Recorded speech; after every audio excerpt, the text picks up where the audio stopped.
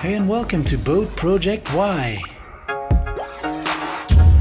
Thank you for joining us as we unveil the secrets behind transforming this extraordinary vessel and discover the hard work, the exceptional craftsmanship and the unyielding spirit of adventure that accompanies every build.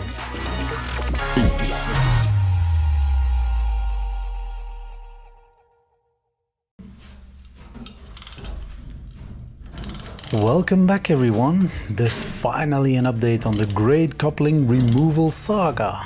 Long-time viewers know that I've been wrestling with the shafts couplings for a few months now. That ends. The short version of this story goes a little bit like this. Yes! Yes, yes, yes, yes, yes! Yeah. The longer version, well... And cut to the umpteenth attempt of removing the coupling from the axis. A while ago I got an email from a guy called Matthias from Germany, and he told me there's ample solutions of fitting the coupling to the shaft. One of them might be, as he puts it in his beautiful German, a Spindelmutter. I'll never forget the name, but basically it's a nut that sits on the end of a shaft, so I should not be pulling it, I should be turning it. New ideas ask for new contraptions, so here it is. Here's my upgraded version of a previously failed attempt. I simply welded a long steel bar at the end of the puller to create an enormous lever. Simple ideas are often the best. After a short installation period, the moment of truth had finally arrived. Yeah? Yeah. Here we go. There we go. Come on, go! Yeah! Champagne. Yeah. Oh, Yes. Kunnen we nu niet zo? Goedie man. Ja. Yes. Oh, yes! The starboard coupling, however, had no intention whatsoever of giving up so easy. We followed exactly the same procedure as before. First we cleaned the threads inside the spindle nut, then installed my new favorite piece of engineering, the famous stick. My father threw all his strength and quite a bit of his body weight into the battle. Oh, stop. Is het vast erin zetten? We even tried right hand and left hand thread directions because surely a starboard shaft driving a left hand propeller had to be tightened the opposite way, right? Apparently not. So we joined forces, and by what could be best described as a small inline dancing routine inside the engine room, finally one last attempt with a few solid and well aimed blows with a serious hammer.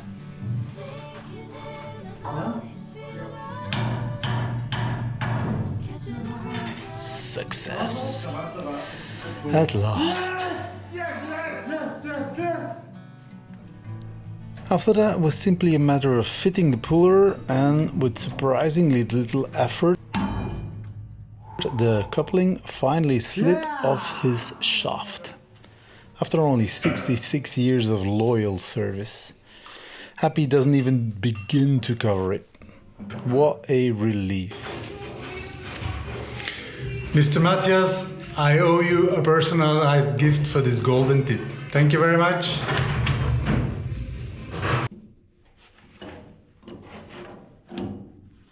Now all that remained was removing the adjustable backing plates, and the shaft could finally slide out through towards the stern exactly as we once planned. Yes. Nice. Next item on the list. Simply jacking up the boat, just like the original plan. But I don't know about you, I've had quite enough excitement for one day, so before attempting to lift several tons of steel into the air, let's switch gears and finish installing the last ribs of the starboard side. Yes, I'm back at it. Building more ribs. Reinforcing the structure to one day lift the entire aft of the boat to access the actual hull plate. Let's keep going.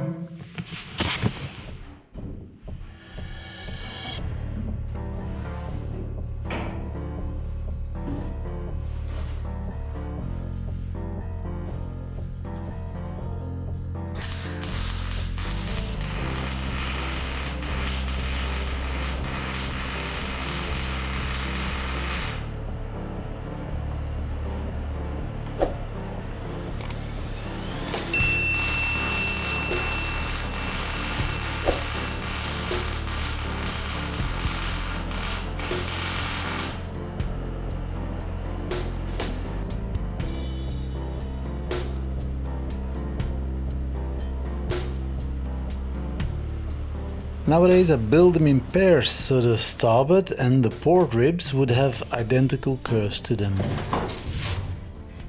And then came the job that had been keeping me awake at night, the one I've been quietly worrying about for weeks, lifting a 24-ton boat high enough to replace the aft hull plates. Fortunately, whenever there's seriously heavy lifting involved, I can always count on a good family friend. Christian de Metz once again emerged to lend us both his experience and his calm nerves. Now everything starts with a good solid foundation. First, we positioned a perfectly level 12mm steel plate on the ground, after which we carefully stacked hardwood blocks and placed a 15-ton jack beneath one of the strongest points of the hull, and then, very carefully, the boat began to rise. Slowly she lifted herself clear of the supports.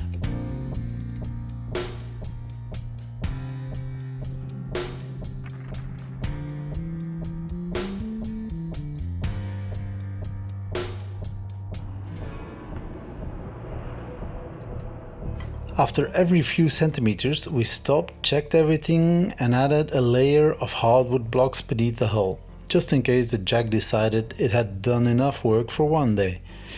Call it experience or healthy paranoia, but it's the only right way to approach this.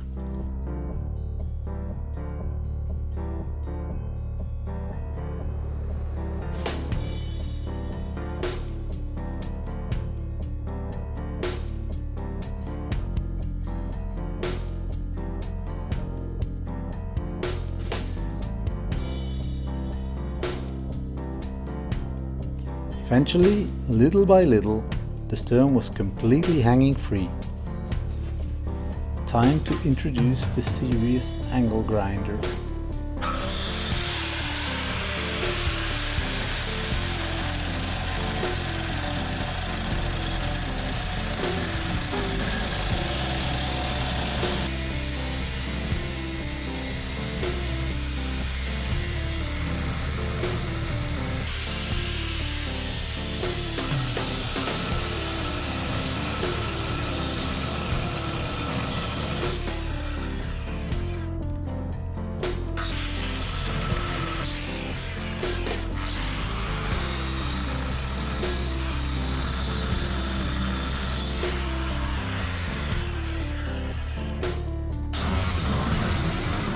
Because the hull had sagged under its own weight thanks to the badly deteriorated ribs on the port side, I couldn't fit the final replacement ribs until the damaged hull plating had been completely removed.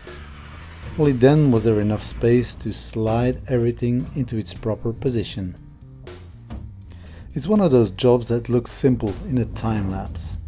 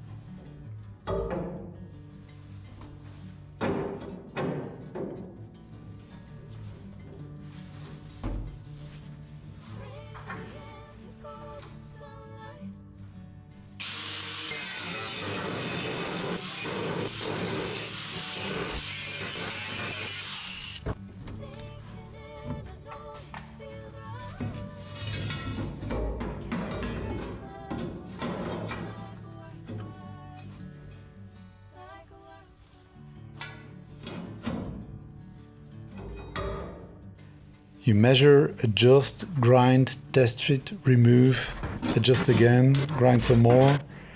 Repeat this approximately 57 times, and eventually, when everything is just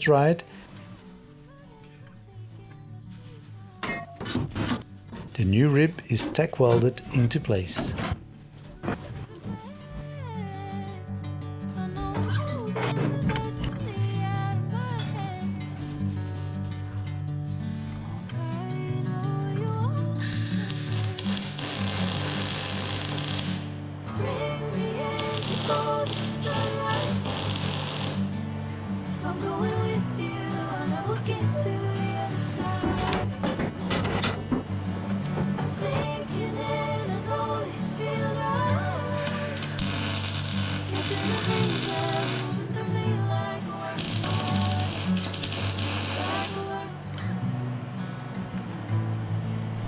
One final inspection and then it's welded in permanently.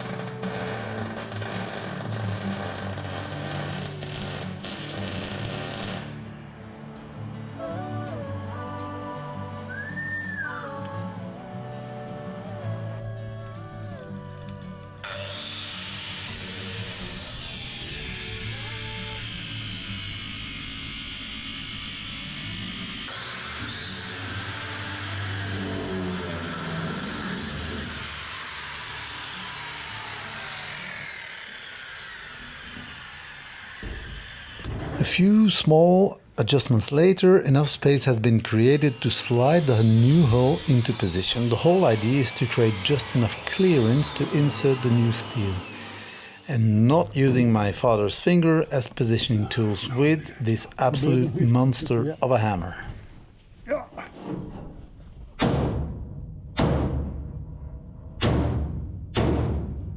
Ja, dat gaat gaan. Ja. As always, everything starts with a good preparation, so my father builds a wooden template, which turns out to be worth its weight in gold when marking out the new steel plates.